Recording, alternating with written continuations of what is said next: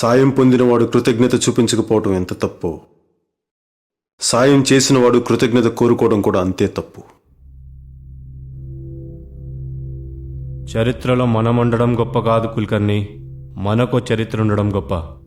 ఈ స్టేట్లో పవర్ అంతా భగవాన్ కంట్రోల్ చేయబట్టే కదా అందరు భగవాన్ నీడలో ఉంటున్నారు, వాడికే బిజినెస్ ఇస్తున్నారు. భగవాన్ చచ్చిపోతే, చంపేస్తే నువ్వు తప్పు చేస్తున్నావురా. అన్నయ్య, ముందు వాడు చెప్పేది విను. రేపు భగవాన్ కొడుకు మొన్న 8 ఏళ్ళ తర్వాత ఇండియా వస్తున్నాడు. రిసీవ్ చేసుకోవడానికి భగవాన్ ఎయిర్పోర్ట్కి వెళ్తాడు.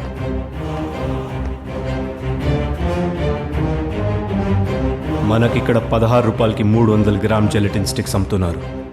బ్లాస్ట్ చేస్తే కొండ రాయి కూడా పగిలిపోతుంది. భగవాన్ ఎయిర్పోర్ట్ నుంచి ఇంటికి వెళ్ళే దారిలో ఒక కల్వర్ట్ ఉంది, దాని కింద 5 gelatin sticks, just 1 button, boom!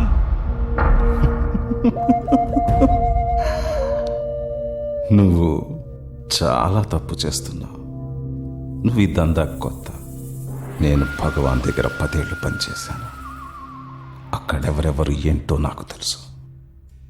భగవాన్ అంటే ఒక్కడు కాదు. గురు సంగతి మా వాళ్ళు చూసుకుంటారు. नमस्कार. हाँ, मैं गुरु बात कर रहा हूँ. नहीं, मैं आ जाऊंगा. हेलो, जल्दी कर.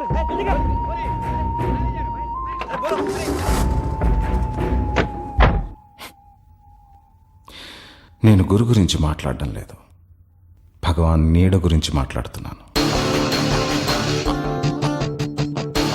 భగవాన్ బలం గురించి, జై గురించి.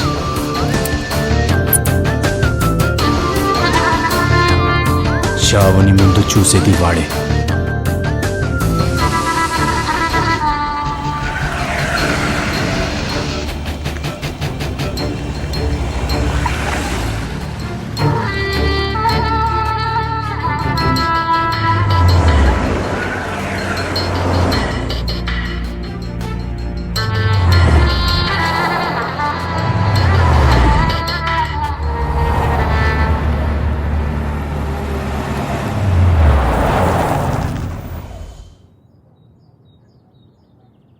गाड़ी रुक गई, क्या बात है? मुझे क्या मालूम, देखते चलो.